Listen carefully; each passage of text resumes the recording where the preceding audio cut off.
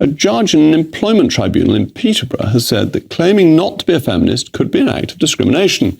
I quote the judge, who said it would appear that a feminist is simply about all genders having equal rights and opportunities as men. The judge confessed the tribunal was perplexed by the defendant's non-feminist views and suggested such opinions would be in breach of equality laws. I'm as perplexed as the judge by his statement that feminism relates to all genders, implying more than two. I thought feminism was about women, not the transgender ideology. Right. But discrimination must require action rather than a lack of belief. As long as others are treated equally under the law, is there one definition of feminism that must be believed? This seems an extraordinary intrusion into personal belief, as opposed to viewing discrimination as an active decision. What it is political persecution. What they're talking about now is political persecution. When you start trying to lock people up because they don't have the same political ideology as you, that's political persecution. That's like somebody on the left becoming the president and then saying that everybody on the right has to be locked up because if you're on the right, you must be a homophobe, you must be racist, and you must be for child genocide. It's the same thing. And it's not even really surprising. I wouldn't be surprised if you see more of this considering the political polarization in the world right now. You go on Twitter, you can see leftists say this blatantly. If you're on the right, you must be this, this, and this. If you go on Twitter, you can see people on the right saying this blatantly. If you're on the left, you must be a communist, a groomer, stupid, whatever the word may be. So I wouldn't be surprised if you see more of this as those people who have those views get more political power and the people who are used to seeing those views get more political power. Of course, they're going to try to flex their muscle. That makes sense. People need to calm down. This political persecution. And the thing is, the most interesting part about this is just because I'm not a feminist doesn't mean that I'm going to discriminate or be prejudiced towards feminists. But what they're trying to do is be prejudiced and discriminatory towards non-feminists. Isn't that convenient? Well, with me now is my panel, associate commentator at The Telegraph, Mutaz Ahmed, and the historian and broadcaster, Tessa Dunlop. Tessa, is it compulsory, basically, to agree with you? And you may think it should be, but is that a sensible way for the law to go? Isn't that why you have me here as your token feminist, so that you aren't entirely shut down by a tribunal, the establishment that is GB News? No, I looked up the definition of feminism for you, Jake, because I thought you might need some help in this area. Typical teacher-like condescending behavior. Condescending behavior has already started. Is the advocacy of women's rights, people like me, on the basis of the equality of the sexes. So that is baked into law, last updated as we discovered. Well, hold on. Baked into law, the equality, and I'm all in favour of that. But advocacy, to say that it is compulsory to advocate something is very different from saying that something is the law of the land. It's good to see your usual pedantry self. Yeah, that's what you would expect. It's one thing to say that you can't do something. So it's one thing to say that you can't be prejudiced or discriminatory, but it's another thing to bake into law that you have to be something or you have to think a certain way. That's when things get dangerous. Viewers and listeners expect it. Indeed. It's important to say that this manager, he was an environmental agency manager, therefore he had a level of agency within his agency. They were contesting his maintenance of a non-feminist view. They suggested that was discriminatory, i.e., as a manager, by maintaining non-feminist views, that impacts on your ability to treat your employees and your co-workers equally. Does it? If he treated everybody equally, the fact that he didn't believe in feminism was surely his choice. But he was maintaining his non-feminist stance, which is counter to equality. It runs counter to equality. Not if he didn't do anything about it. Mutaz. Feminism is not about equality anymore. Right. It's about crushing the patriarchy. It's about women gaining the upper hand over men. That's not equal. You can see it. You can see it in what they're talking about right now. Once you get to the point where your political ideology starts to oppress other people, you are no longer the oppressed. You are the oppressor. Once you start getting so much political power that you make it illegal to think opposite of your worldview, you can't keep saying that you're the oppressed. You're obviously now the oppressor. Another beleaguered male. I'm not a feminist. You can believe in equality, right? But you don't have to be a feminist to believe it. Right. And if this man is saying he's not a feminist, he might well be saying, I don't believe in crushing the patriarchy. I don't believe in creating an environment that's negative for men. I understand that you're actually half my age and you perhaps haven't been around quite long enough to understand what feminism literally means in its legal defined context. Half her age and already twice as smart. What's happened since you grew up is that the culture wars have taken words like feminism and they've injected them with all kinds of potency, which actually are deeply unhelpful to the cause of equality and the cause of women. If I don't identify with that word then, which has been injected with all of this politics, am I being discriminatory? If I say in the workplace that I don't believe in DEI, am I saying that I don't believe in racial equality? Of course I'm not. I'm saying that I don't believe in the politics of DEI. I don't believe in the politics of feminism. Right. How is that discriminatory? Well, I think what we need to do is divorce the definition of feminism from the way in which you clearly see some individuals as using it as a... And that's the thing. They'll make something, they'll call you something if you don't believe in it, and then they move the goalpost. So just because I want equality for the races doesn't mean I agree with the implementation of DEI. Just because I agree that there's an issue doesn't mean that I agree on the solution. And just because I don't agree with your solution, now I got to go to jail? Because that's what they're trying to make it out to be. I can be for immigrants having some type of help without wanting to also be for completely opening the border. Just because I am for immigrants getting some type of help or migrants, asylum seekers getting some type of help don't mean I gotta be for completely opening the border. And just because I'm against completely opening the border doesn't mean that I'm a bigot. We can agree to the problem but not agree on the solution. But they're trying to make it so that we agree on the problem. They force you to agree on the problem. So you have to identify as feminist. But then what are we gonna do to level the equality? And also, if you don't agree with all of the things that they want to implement to quote-unquote level the equality, they're going to do the same thing. They're going to keep calling you the non-feminist. Because if you were feminist, you would agree with me.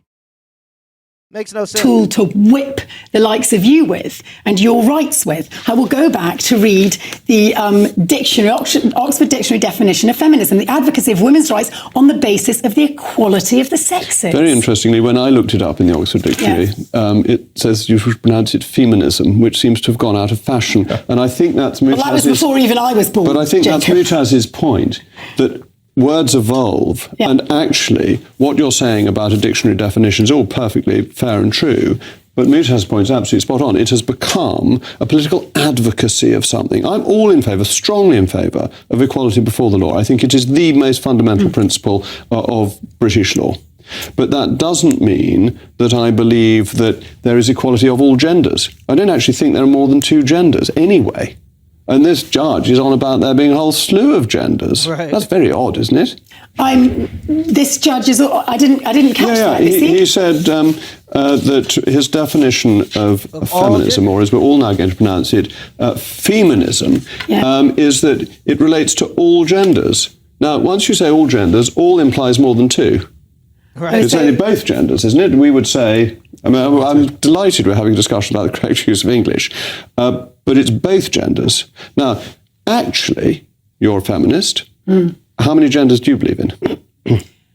Well, in the eyes of the law, the protected characteristics of different individuals equates to more than just two sexes. It includes more than two genders. Oh, okay. So I would say I'm separating sex from gender, and I would say that while I recognise two sexes, there may be more people identify with more than two genders. Are feminists protected or endangered by a man in a frock going into ladies' loos? I've silenced Tessa. That's the first time that's ever happened. What are the other genders?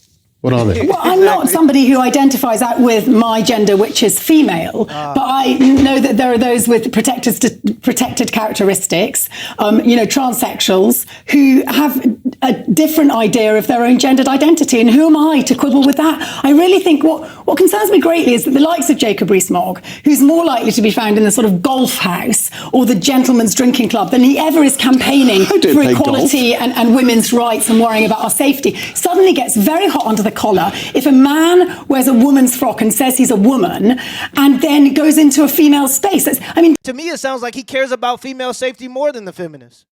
If I'm against men slapping on a wig and going into the women's bathroom to be around female children, young girls, that sounds like I'm more for the protection of women. If anything, it sounds more feminist than the feminists. Because feminism is based around the idea that the patriarchy, i.e. men, have oppressed women throughout time. But if a man slaps on a wig, he can just go into the female bathroom. Isn't that kind of contradicting? It's an insulting level of contradiction. It requires a crazy level of stupidity to believe in both of those contradicting ideas at once. In my opinion. In any other context, do you ever get worried about female safety? No, this is something that women are concerned about. Some women, a few women. The only reason we're hearing so much about this is because men like you have jumped on their bandwagon. No, there it is again. When you have the feminist ideology, you are taught to just blame everything on men. This has nothing to do with men. The issue is most women don't want their daughters to go into a changing room with men. It's a virtue signaling issue. A lot of women will say, yeah, we're for the equality of all genders, but when you implement certain things like allowing all genders to go into the female bathroom, a lot of people are going to start to fall back from the idea because of the implementation of the policy or whatever you're trying to do. It's a virtue signaling issue. Like there are a lot of people who say they're for open border, but if you ask them if they'll allow an immigrant to stay in their house, they're going to say no. Because it's easier to get status, or it's easier to seem like a good person than it is to actually be one by your own logic. And in this case, I don't necessarily think that the women don't want quote unquote gender equality. I just think that when you say gender equality means that grown men can go into the bathroom with your daughter, that's when you're going to get pushback. Doing so much about it because of feminists, ironically. It's people like J.K. Rowling. Yeah, I agree. And it's a rabbit hole that I wish feminism, which has got far greater causes to fight, like equality, justice, economic justice for women. Tessa, having been momentarily silenced, is now making up for it. She says it there at the end, and every time she refers to feminism, she talks about women. That's the end of the video, by the way. I'm just giving my summarizing thoughts. Every time she talks about feminism, she talks about it in the context of helping women, which makes sense because the name is feminism. It's not humanism. It's not peopleism. It's feminism for a reason. And men, and the reason why it's losing so much traction with men, because I remember there used to be more male feminists, but the reason it's starting to lose traction is because it's very convenient that this is supposed to be about the equality of genders, yet the only time we talk about equality is when it benefits women. Ain't that convenient? We don't talk about equality. Feminists don't talk about equality when we're talking about custody. 50-50 custody is the best way to raise a child. Why aren't feminists going up to bat or going to the courthouse to say we should be giving fathers 50-50 custody? Homelessness ain't 50-50. Dying in war ain't 50-50. The number one reason for a man to not be on earth anymore, to avoid certain words for YouTube, the number one reason for a man between the age of 18 to 40 to not be on the earth anymore is ending himself. Where are the feminists talking about that? So again, it's just very convenient that we always talk about feminism being the equality of all gender when it's convenient for women. And that's where they lost a lot of people. Feminism is not about the equal rights of women. What rights do men have that women don't have? Because I can name a few things that women can do that men can't do. Register to vote without registering for the draft. That's exclusive to women. So again, yeah, feminism isn't for the benefit of women. I find it or for the benefit of men. I see why women go to bat for it because it definitely does benefit them in a sense of in the workplace. I don't think it benefits them in their social lives. I don't think it benefits their families. I think it actually breaks up families, and the statistics would support me.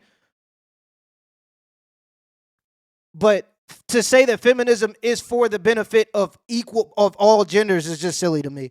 Let me know in the comments below if this video was a W or L, and give me the HBO special as a help brother out special. Hit the like and the subscribe button for more content. Till next time.